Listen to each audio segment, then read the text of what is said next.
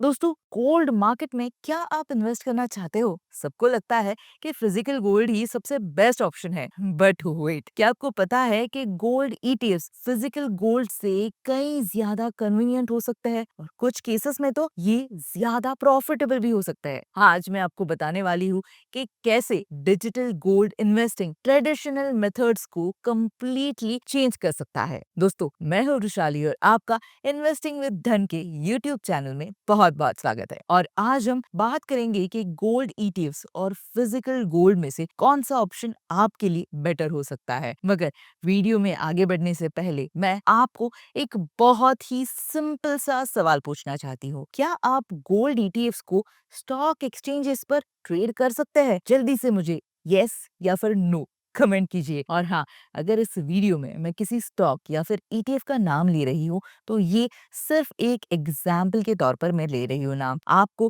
Concept समझाने के लिए। ये किसी भी तरह का बाय या फिर सेल रिकमेंडेशन नहीं है। तो चलिए दोस्तों, सबसे पहले बात करते हैं फिजिकल गोल्ड की। ये ट्रेडिशनल वे है गोल्ड इन्वेस्ट करने का। जनरेशन से लोग सोने की ज्वेलरी, कॉइन्स, बार्स खरीदते आ रहे हैं। मगर ध्यान रखना, making charges, storage issues, purity concerns, ये सब फिजिकल गोल्ड के साथ आते हैं। बट ईटीएफ्स यानी कि एक्सचेंज ट्रेडेड फंड्स, ये बिल्कुल भी डिफरेंट अप्रोच है। ये इसेंशियली डिजिटल गोल्ड है जो स्टॉक एक्सचेंजेस पर आप ट्रेड कर सकते हो। जैसे आप शेयर्स खरीदते हैं, जस्ट लाइक दैट आप गोल्ड ईटीएफ्स खरीद सकते हो। फिजिकल गोल्ड की बात करें तो सबसे बड़ा एडवांटेज है कि ये टैंजिबल एसेट है। आप इसे देख सकते हो, फील कर सकते हो। इमरजेंसी सिचुएशंस में आपको इंस्टेंटली लिक्विडिटी मिल सकती है। कल्चरल सिग्निफिकेंस भी है। मैरिजेस, फेस्टिवल्स में फिजिकल गोल्ड की डिमांड हमेशा रहती है, लेकिन इसके साथ चैलेंजेस भी आते हैं। स्टोरेज के लिए आपको लॉकर रेंट करना पड़ता है, इंश्योरेंस कॉस्ट तो एक्स्ट्रा है ही। वैसे मेकिंग चार्जेस अगर आप देखोगे ज्वेलरीज में तो ये काफी बढ़ गए हैं। वही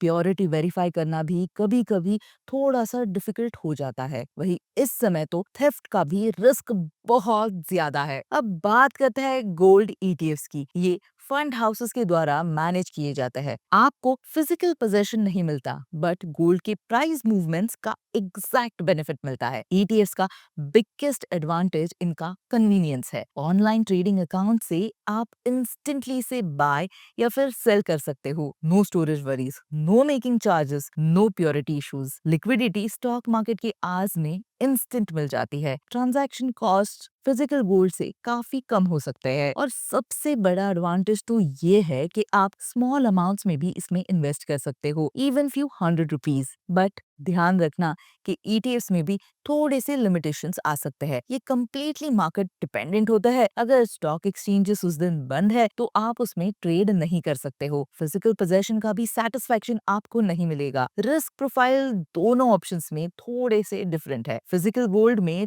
थेफ्ट, डैमेज, फेक गोल्ड का रिस्क होता है, तो ईटीएफ्स में fund house risk, tracking error और मार्केट इंफ्रास्ट्रक्चर रिस्क भी हो सकते हैं। वैसे लिक्विडिटी के पर्सपेक्टिव से देखें तो गोल्ड ईटीएफ्स क्लियर विनर लग सकते हैं। मार्केट आज में आप इसको इंस्टेंटली बाय या फिर सेल कर सकते हो। वही फिजिकल गोल्ड में ज्वेलर के पास जाना पड़ता है, फिर कभी कभी मेकिंग चार्जेस के रेट्स भी निगोशिएट करने पड़ते हैं और ये सब जो प्रोसेस है वो काफी टाइम कंज्यूमिंग होता है। वही कॉस्ट स्ट्रक्चर इन दोनों का बिल्कुल भी डिफरेंट है। फिजिकल गोल्ड में making charges, wastage charges, storage cost, ये सब ऐड हो जाता है। एटीएफ्स में सिर्फ और सिर्फ एक्सपेंस रेशो और ब्रोकरेज कॉस्ट है जो कंपैरेटिवली कम हो सकते हैं। पोर्टफोलियो डाइवर्सिफिकेशन की बात करें तो ईटीएफ्स इजियर ऑप्शन लग सकते हैं। स्मॉल रेगुलर इन्वेस्टमेंट के थ्रू आप एसआईपी भी कर सकते हो, मगर फिजिकल गोल्ड में लमसम इन्वेस्टमेंट ज्यादा कॉमन है। बट कल्चरल एस्पेक्ट देखे तो ये आप इग्नोर नहीं कर सकते कि इंडियन फैमिलीज में गोल्ड एक इमोशनल कनेक्शन है। वेडिंग सीजन में,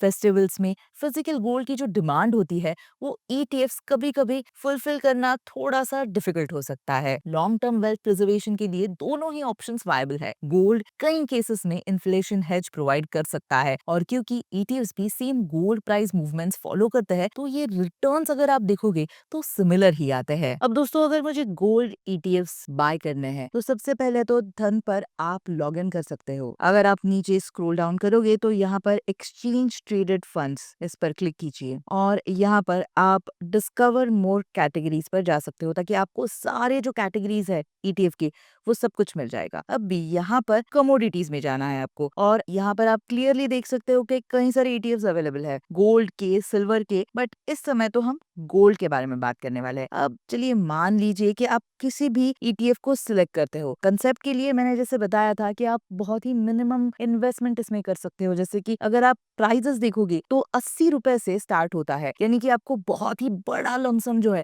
वो पे करने की जरूरत नहीं है। आप लिटरली एक गोल्ड ईटीएफ की एसआईपी कर सकते हो। अब चलिए, अगर मान लीजिए कि मैं यूटीआई गोल्ड ईटीएफ को बाय करना चाहती हूँ, और यहाँ पर आप देख सकते हो कि मुझे स्टार्ट एसआईपी, ये सब कुछ ऑप्शन मिलता है। अगर मैं स्टार्ट करना चाहती हूँ तो एसआईपी मैं इसमें गोल्ड ईटीएफ एक क्वांटिटी भी ले सकती हूँ। ये मंथली में कर सकती हूँ, वीकली कर सकती हूँ, डेली कर सकती हूँ, और इससे बहुत ही मुझे जो इन्फ्लेशन को बीट करने के लिए जो ताकत मिल सकती है वो बहुत ज्यादा है। वैसे दोस्तों, अगर आप देखोगे तो यहाँ पर मार्जिन्स अगर आप देखोगे तो वहां पर आप जा सकते हो, और यहाँ पर इंट्राडे अगर आप देखोगे तो इंट्राडे भी ले सकते हो, डिलीवरी भी ले सकते हो। अब इम्पोर्टेंट चीज ये है कि अगर आप ऑन एमटीएफ देखोगे तो मान लीजिए कि आप ट्रेड करना चाहते हो ये जो ईटीएफ है इसमें, तो मुझे पूरा जो 81 रुपीज है वो पे करने की बिल्कुल भी जरूरत नहीं है। एमटीएफ यानी कि मार्जिन ट्रेडिंग फैसिलिटी, ये आपको 80 रुपीज के बजाय आपको यहाँ पर सिर्फ